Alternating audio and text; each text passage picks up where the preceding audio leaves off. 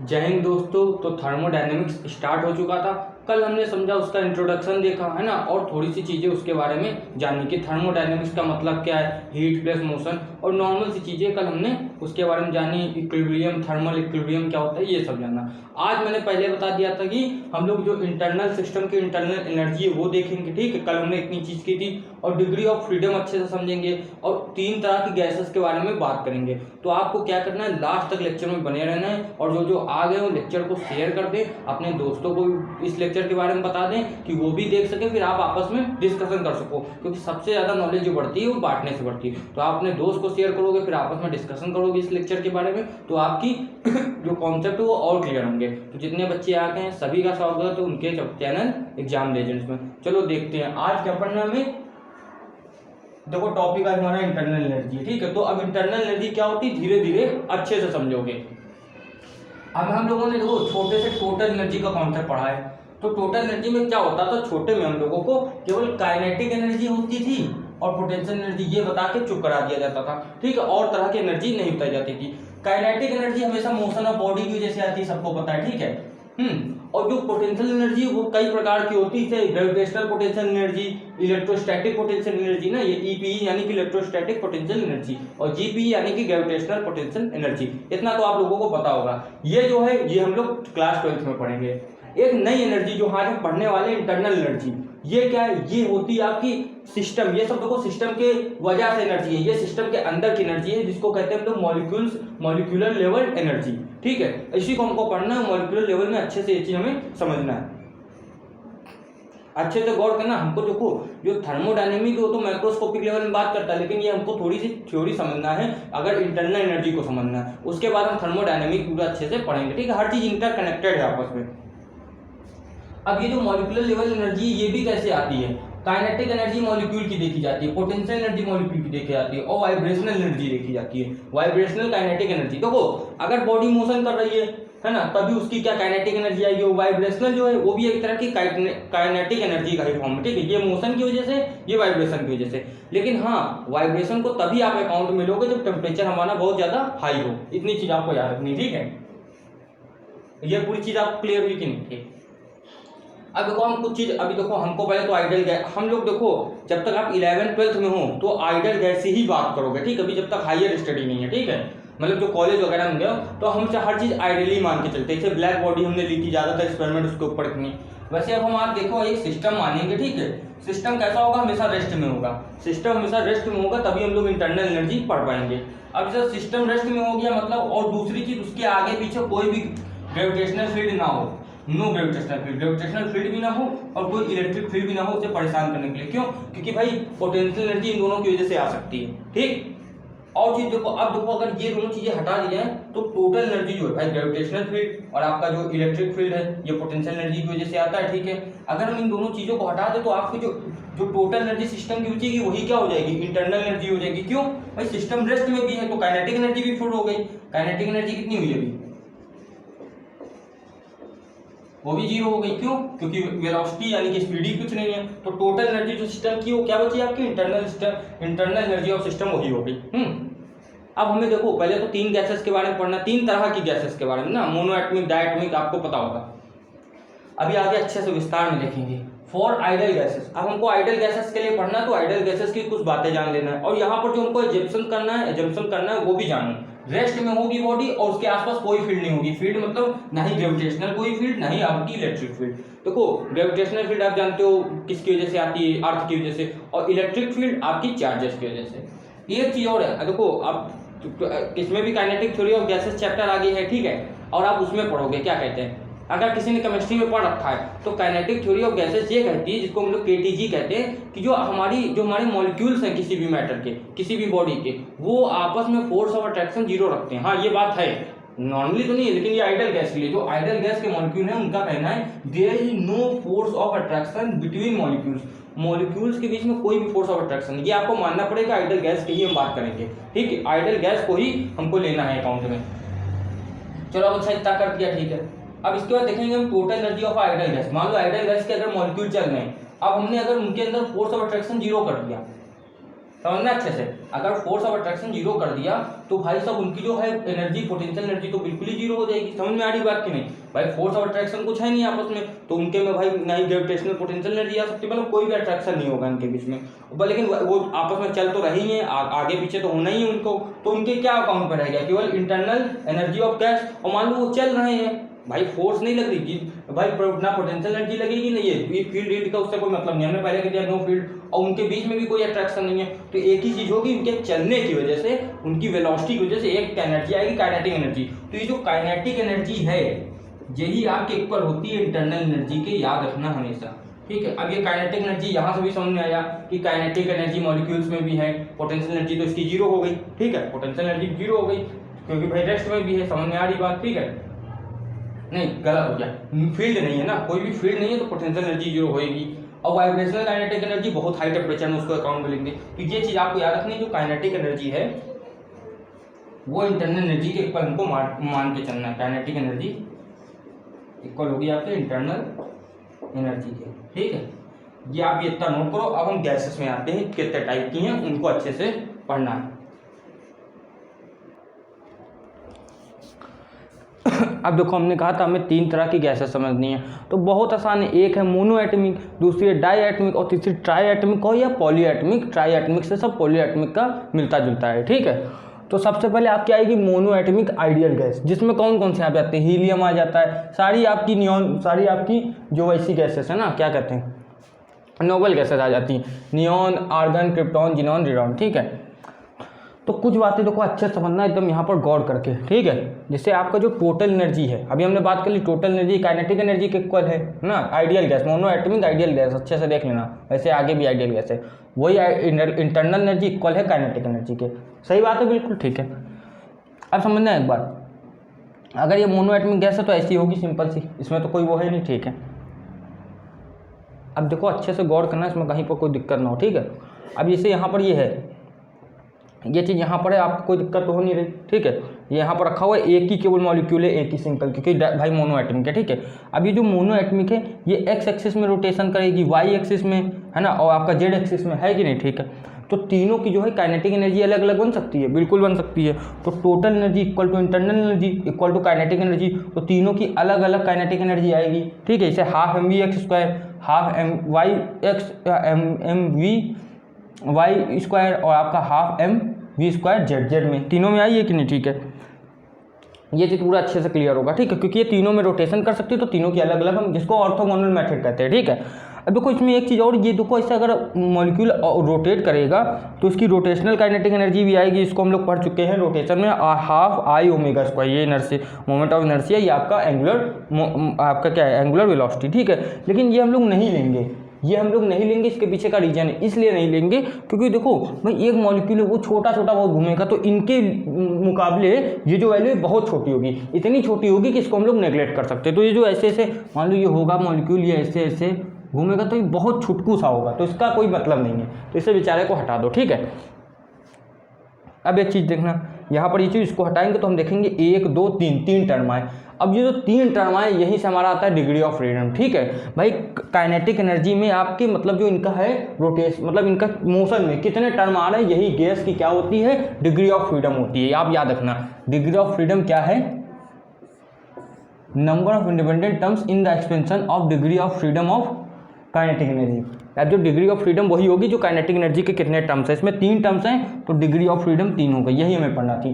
तो आप याद रखोगे मोनो एटमिक गैस की हमारी जो होती है डिग्री ऑफ फ्रीडम 3 होती है। अब यहाँ पर एक बात है, बहुत बच्चों के दिमाग में आ रहा होगा कि सर 5 होती है, 5 होगी अगर हम लोग वाइब्रेशनल काइनेटिक एनर्जी को अकाउंट में लेंगे। वो तब आप ले सकते हो जब क्या हो, जब आपका बहुत हाई टेम्परेचर हो। तो अगर बहुत हाई टेम्परेचर कहीं पर हो तो आप 5 कर सकते हो, लेकिन अभी आपको 3 करना है, ठीक। अभी याद रखना इतना।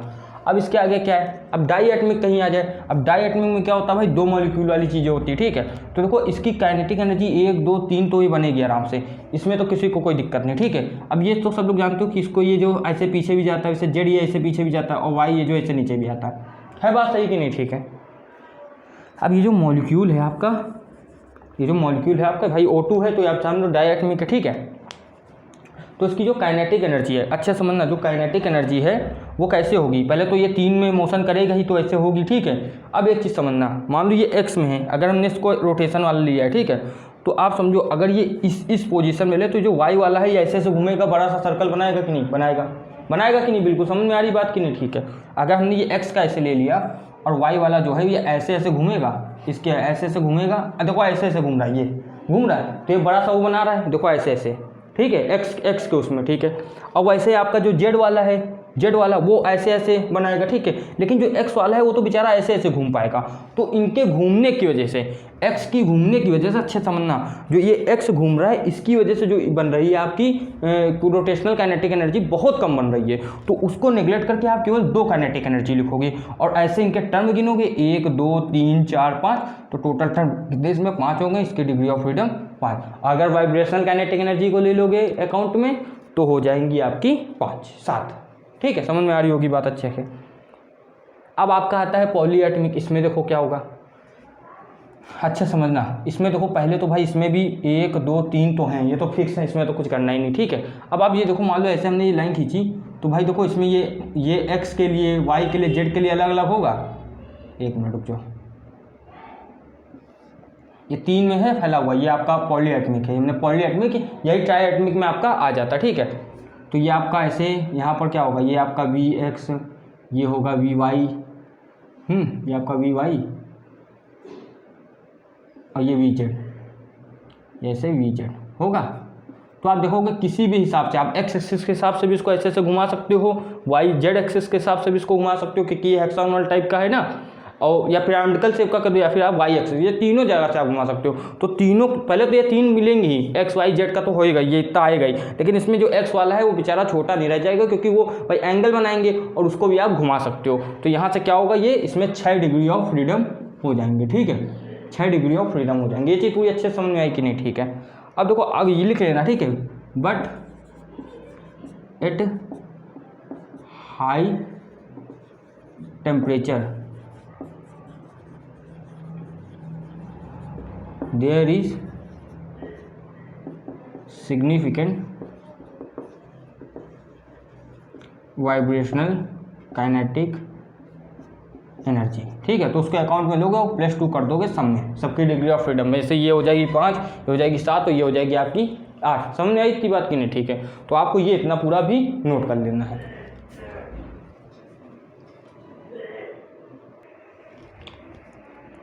अब देखो ये हमारी नॉर्मली आखिरी स्लाइड है, ठीक है, और क्या पढ़ना है इसमें, the law of equipartition of energy. बहुत अच्छी चीज़ है, बहुत लोगों को आसान लगती है, बहुतों को कठिन लगती है। इस लेक्चर के बाद सभी को आसान लगेगी और आपको अच्छे से मज़ा भी आएगा समझने में एक एक चीज़, ठीक है। तो law of equipartition energy simple सी ये चीज़ कहती है कि अगर ये टोटल एनर्जी जो है, अगर मान लो ये कुछ है इसकी वैल्यू, अगर ये मान लो इसकी वैल्यू 120 है, तो ये अपने बच्चों में बराबर बराबर बांट देगी, समझो। मान लो इनके जो अलग अलग डायरेक्शन में बराबर बराबर से चार्ज, मान लो 120 जूल है तो 40 जूल बांट देगी, ठीक है। ये नॉर्मली से कहना है, ये मोनोएटॉमिक के लिए मैं बता रहा हूँ, law of equipartition of energy, ठीक है। नॉर्मल साइज में कुछ भी नहीं है, ठीक है। इसकी डिफिनेशन देख लो, वो थोड़ा सा चेंज है, नॉर्मली ये कह यही रहा है, लेकिन थोड़ी अलग भाषा में। The average kinetic energy associated with 2 बार लिख दिया, ठीक है। Each molecule with each degree of freedom is ½ kT, ठीक है। जो एवरेज काइनेटिक एनर्जी है एसोसिएट कर रही है ईच मॉलिक्यूल के साथ, हर मॉलिक्यूल के साथ, ठीक है, ईच मॉलिक्यूल के साथ। जैसे इसमें तो एक ही मॉलिक्यूल है, ठीक है, with each degree of freedom, देखो इसके 3 डिग्री ऑफ फ्रीडम है, तो उनका जो इक्वल होगा वो टोटल किसके, ½ kT के इक्वल होगा। समझ में आ रही बात, एक जो है, एक डिग्री जो है ½ kT के इक्वल, याद रखना, 1 डिग्री ½ kT के इक्वल, फिर दूसरी डिग्री भी ½ तीसरी भी ½ ये है नॉर्मली। अब इसमें क्या है कि अपना बोल्ट्जमैन कांस्टेंट है, जो universal gas constant upon Avogadro number, इसकी ये वैल्यू होती है। और टेम्परेचर हमारा एब्सोल्यूट टेम्परेचर है, केल्विन में लोगे, ठीक है।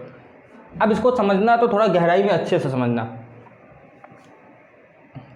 अच्छा तो एक मॉलिक्यूल के लिए डिग्री ऑफ फ्रीडम क्या थी, मोनोएटॉमिक के लिए, मोनोएटॉमिक की बात हो रही, ठीक है, क्या थी, 3 थी कि नहीं, ठीक है। अब जो 3 है उसको हमने डिग्री ऑफ फ्रीडम कहना है, 3 जो उसकी है तो F लिखो चाहे 3 लिखो, कोई दिक्कत तो नहीं। तो हम एक मॉलिक्यूल की F/2 kT लिख सकते हैं। अब देखो एक की ½ kT है, तो हाफ ऐड करो जरा सा, 1 + 2 1/2 + 1/2 + 1/2 कितना आया, 3/2। तो भाई एक पूरे मॉलिक्यूल ही तो लिखना है ना, हाँ यहाँ पर मॉलिक्यूल होगा, नहीं ये इसको ऐसे लिखने दो। हाँ एक मॉलिक्यूल की पूरी कितनी होगी, F/2 kT होगी। समझ में आ रही बात की नहीं, ठीक है। हाँ तो एक मॉलिक्यूल की जो है 3/2 kT लिख सकते हो आप। समझो बात अच्छे से देखना भाई, एक की हाफ kT है, एक डिग्री ऑफ फ्रीडम की, इसमें तो तीनों आ गए, तो हाफ 3/2 हुआ। तो या तो आप 3 की जगह F लिखो या फिर आप लिख दोगे 3/2 kT। ये मोनो एटॉमिक के लिए, ठीक है। समझ में आई इतनी बात, ठीक है। अब यही कोई कहते भाई देखो मॉलिक्यूल की एक बात की ठीक है, लेकिन पूरे मोल में बहुत सारे मॉलिक्यूल आ जाते हैं। एवोगैड्रो नंबर ऑफ मॉलिक्यूल्स आ जाते हैं 6.022 × 10⁻23 नंबर ऑफ मॉलिक्यूल्स, ठीक है। तो 1 मोल की अगर आप बात करोगे तो सब जानते हो, यहाँ भी हमने देखा देखो K की वैल्यू R/Na है। तो अगर हमको K की जगह रिप्लेस कुछ करना हो तो ये Na को इधर भेजते तो हो सकता है ना। 1 मोल में क्या होता है, n नंबर ऑफ मॉलिक्यूल्स होते हैं। तो भाई समझ लो हमने इसमें n का मल्टीप्लाई किया तो ये मोल बन गया, और इधर n का मल्टीप्लाई किया, एवोगैड्रो नंबर है ये, ठीक है। इधर करोगे आप मॉलिक्यूल इंटू एवोगैड्रो नंबर करोगे तो 1 मोल बनता है, ठीक है।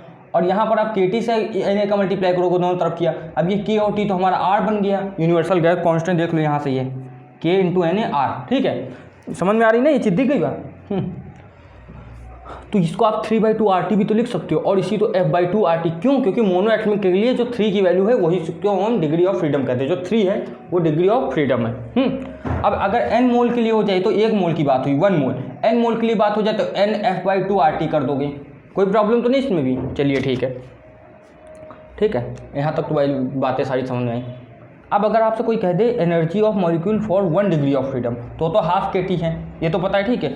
और जो सबसे मेन है, जो इंपॉर्टेंट जो आपको याद रखना है वो ये फॉर्मूला। अभी देखो इसमें क्या है भाई, देखो हम लोग वैसे भी जानते हो, हम लोग एनर्जी तो पढ़ते नहीं, चेंज इन एनर्जी पढ़ते। तो लास्ट में जो आपका ये फॉर्मूला, इसको याद कर लेना, n F/2 R। ये कोई भी चीज़ नहीं चेंज होगी, चेंज हमेशा टेम्परेचर में होगा तो एनर्जी चेंज होगी, ठीक है। किसी मॉलिक्यूल की चेंज चाहिए, F सेम रहेगा, R वो रहेगा, जितने नंबर ऑफ मॉलिक्यूल्स है वो रहेंगे, ठीक है। डेल्टा T जो है, समझ के बाद में ध्यान देना, डेल्टा T जो है ये 1 मोल इंटू कितने मोल हो सकते हैं। डेल्टा T यानी कि चेंज इन टेम्परेचर होगा तो चेंज इन एनर्जी होगी। अगर डेल्टा T 0 तो डेल्टा U 0, वैसे याद रखना, ठीक। अब देखो इंटरनल एनर्जी की एक चीज़ और है कि वो स्टेट फंक्शन है। 2 फंक्शन होते हैं, एक स्टेट एक पाथ। तो ये स्टेट फंक्शन है, मतलब क्या, ये डिपेंड करता है, value depends upon state not on path. मतलब जो इसकी वैल्यू है वो आपकी हमेशा भाई पाथ के ऊपर कभी नहीं डिपेंड करेगी, हमेशा स्टेट के ऊपर डिपेंड करती है। मतलब पहले कहाँ था अब कहाँ है, बस। अब ये पहले कहाँ था वो अब कहाँ से, बीच में जो जर्नी है उससे मतलब नहीं है। ये देखना है कि पहले कहाँ था और लास्ट में कहाँ पे है, ठीक है। इसे मान लो ये हमने एग्जाम्पल भी रखा है प्रेशर और वॉल्यूम का। पहले भाई इस मॉलिक्यूल यहाँ पर उसका प्रेशर P1 V2 V1 था, और फिर वो थोड़ा आगे गया तो उसका प्रेशर P2 V2 हुआ, ये टेम्परेचर बढ़ता है, ठीक है। तो P2 V2 हुआ, ठीक है। तो आप देखो कि यहाँ पर P1 V1 है, यहाँ पर P2 V2 है। तो चाहे वो ऐसे P2 V2 तक जाए या फिर ऐसे जाए, ठीक है, वहाँ तक उससे कोई फर्क नहीं पड़ेगा। बस हमको ये स्टेट में फ़र्क दिखेगा कि P1 P2 और P1 V1 और P2 V2 में स्टेट में जो फ़र्क है, बस हमको वो ध्यान देना कि पहले यहाँ थी ये, इसको हमने लिखा भी इनिशियल और फाइनल को देखो, बस IF यानी कि इनिशियल और फाइनल। समझ में आ रही बात, ठीक है। और एक चीज़ देखो, ये जो स्टेट फंक्शन होते हैं इसमें साइक्लिक प्रोसेस, यानी मान लीजिए यहाँ से चला A फिर B फिर C, फिर ये अपनी वही जगह आ गए, ठीक है। मान लो यहाँ से चला ये फिर अपनी वही जगह आ गया, तो इनका जो साइक्लिक प्रोसेस में वर्क होता है ये हमेशा 0 होता है। इंटरनल एनर्जी हमेशा 0 होती है अगर ये साइक्लिक प्रोसेस कर रहे होंगे, ठीक है। देखो एक चीज़ तो तुम लोग देख सकते हो, पहले तो इससे पूरा नोट करो, ठीक। मैं हट गया हूँ।